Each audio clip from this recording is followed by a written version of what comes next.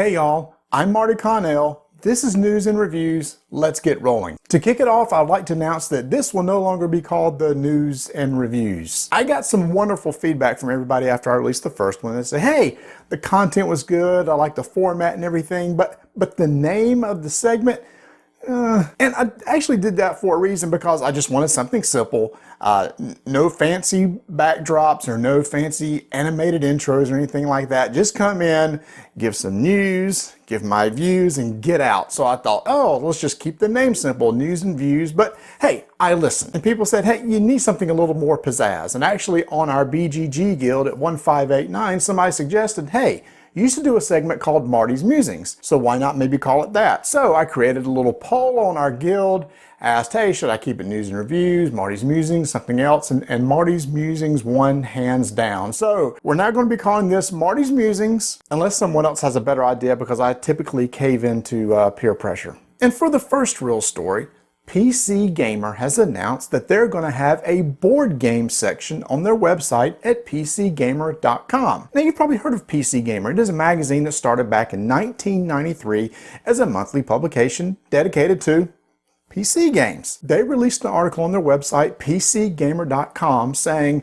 a lot of us are really into board games. It's a growing market, so now we want to dedicate a section to it. In fact, it's one of the main menus now across the top of their website. Now, this is a pretty big deal, because according to Alexa.com, which tracks website stats, pcgamer.com is one of the top 1,000 websites globally. So there's a lot of people that come and visit their site looking for PC news, PC game news, and now there's going to be a section where they can find out about board games. Now, it seems most of the articles now are focused on board game type apps, things like Hearthstone, Gwent, Magic Online. But one of their early supporters is Asmodee Digital, which is coming out with digital applications of some very popular board games. So now they've already released a couple articles on the new Terraforming Mars application that's coming out, and the recently announced Mansions of Madness Mother's Embrace. But I've also seen some articles that try to take people who like a certain style of video game and pair it up with the board game. For example, they said if you're a fan of Crusader Kings 2, then you may want to check out FIF France 1429, because they're very similar in play style. So if you like the video game version, then maybe you'll like the board game version. I see this as a big plus for the board game market, because the website is just so huge, and the number of people that will attract may get some other people more interested in board games. I mean, you got to feel that publishers are really going to like this, because now if their game gets featured on here, how many tens of thousands or millions of people will actually see their board game? FIFA is a great example. I'm sure Academy Games was excited to have their game featured in an article on there. Also, board game consumers should be excited, because if we bring more people into this hobby from other areas like video games, well, it just makes the hobby stronger. More people that get into it, the more really good designers that may get into it, the better games that come out. So publishers and consumers are really going to like the extra coverage that this site can give. The only people that may not be excited about this news are board game media. See, most board game media started out as hobbyists. We just like to play games, and then we wanted to share our love of games through some sort of media, whether it be blogs or podcast or YouTube reviews. But now that there's this behemoth out there like PCGamer.com that's going to be covering games, people might feel a little bit threatened. It's like, well, great, if there's this big elephant sitting in the room, they're going to get all the really cool games. And you know what? They might. Because if you're a publisher and you have the option of giving your brand new game to somebody to give some exposure, I would for sure give it to somebody like PCGamer.com than like to somebody like me, because they're in this to make some money and they want to get as much exposure as you can.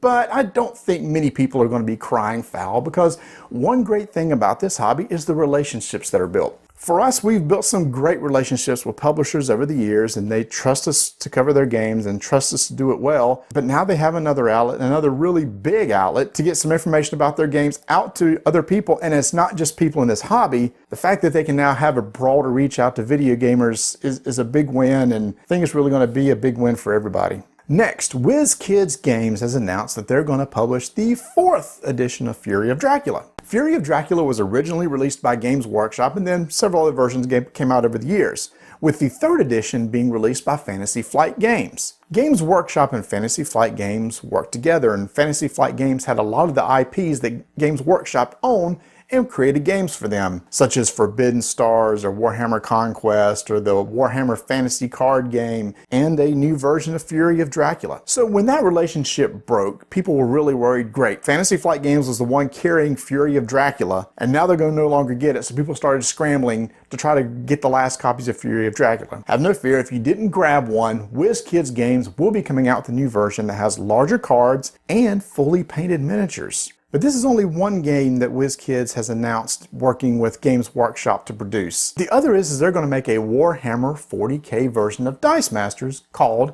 Battle for Ultramar that will be coming out later this year. And in fact, it was announced last year that Games Workshop will be giving a lot more of the 40k IP over to WizKids to create card games and dice games and other board games, so it's really exciting to see what they're going to do with it. But Games Workshop didn't stop there because they're farming out some other games. FFG used to have a Warhammer RPG series, but now that relationship is gone, Games Workshop has handed it over to Ulysses, who's coming out with a 40k RPG called Wrath and Glory. Also, they're working with Cubicle 7, who's creating a 4th edition of the Warhammer Fantasy RPG and a brand new RPG based on the Warhammer Age of Sigmar universe. See, when the FFG and Games Workshop relationship dissolved, I thought for sure Games Workshop was going to bring back all this content, RPGs, board games, etc., and produce it themselves.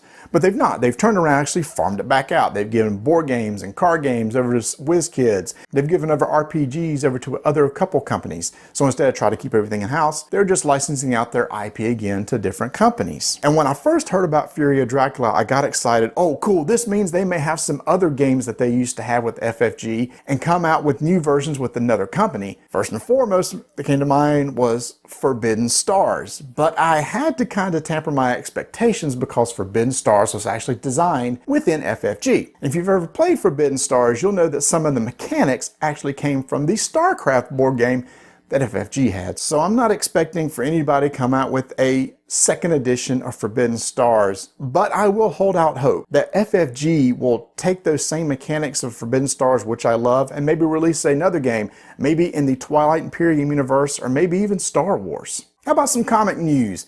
Big release came out this week. Action Comics 1000 from DC was released this week with 10 variant covers. Superman has been around for 80 years. Action Comics #1 from Jerry Siegel and Joe Shuster was released in 1938. And here we are 80 years later with the first 4-digit issue number. I know, comic enthusiasts will say, Marty, that's not really the 1000th issue of Action Comics because back in 2011, DC did this thing called the New 52 and they had a renumbering of Action Comics from 1 to 52, and when that series ended, they went back and picked up with where they left off with Action Comics. So actually more than 1000 issues of Action Comics has come out, but fine, this is still the first comic that has 4 digits on its cover. And because of this milestone, I had to go to my game store and pick up 2 or 3 copies. I didn't buy these for the purpose of turning around and selling because I know they probably won't really go up in value because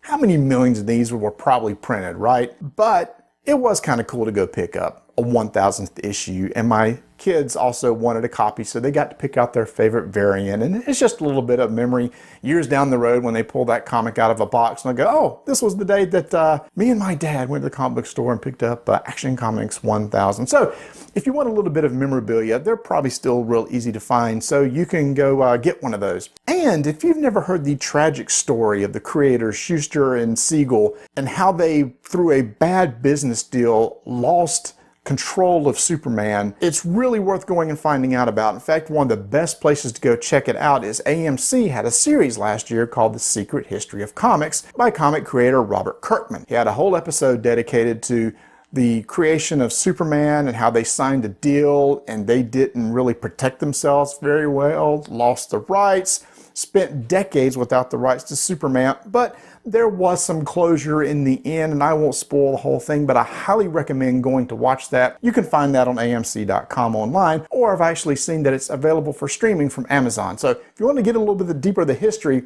behind the making of Superman and what it went through for 80 years, I highly recommend checking that out. And for the last segment, I would like to do a follow-up to a story I did in the first episode of News and Reviews, which is now no longer called News and Reviews. Toys R Us has had an offer from a company called MGA Entertainment to buy some of their stores in Canada and the US. This person wants to come in, buy a few of the stores, and keep the brand name alive. In fact, MGA Entertainment CEO Isaac Larian said, "We will make Toys R Us an experience in of itself, a fun and engaging place where families can spend an entire day. Imagine a mini Disneyland in each neighborhood." And I think that sounds really cool. So instead of just going to a store and buying something, he's trying to turn it into something else. And I think that's what a brick and mortar store like Toys R Us needs. Just like we have our gaming stores, our board game stores, where we go out there and have events and do different things aside from just buy product off the shelves. If Toys R Us presents that kind of an environment, then maybe it can make it. But Toys R Us has actually turned down the offer because the offer that MGA made to Toys R Us, they said, was less than the liquidation value of the Toys R Us itself. So it's like, hey, we'll give you this amount of money, and Toys R Us said, you know what, we'll make more, just kind of liquidating and going from there. But the story isn't really over because the CEO of MGA Entertainment hopes that Toys R Us will come back with a counteroffer and maybe they can work something out and keep that franchise alive. I got my fingers crossed that something will work out because it sounds like he has great ideas for the store, and I would love to see the Toys R Us brand stick around. And now for this episode's fun fact. The person who invented the Frisbee was cremated and made into a Frisbee after he died. Hey, if you like this episode and would like to see some more, please hit the subscribe button. Also, ring that little notification bell. And if you have any comments on any of the stories that we talked about, please comment below and I will make sure to respond to every single one. And as always, you can go check out our podcast at RollDiceTakeNames.com.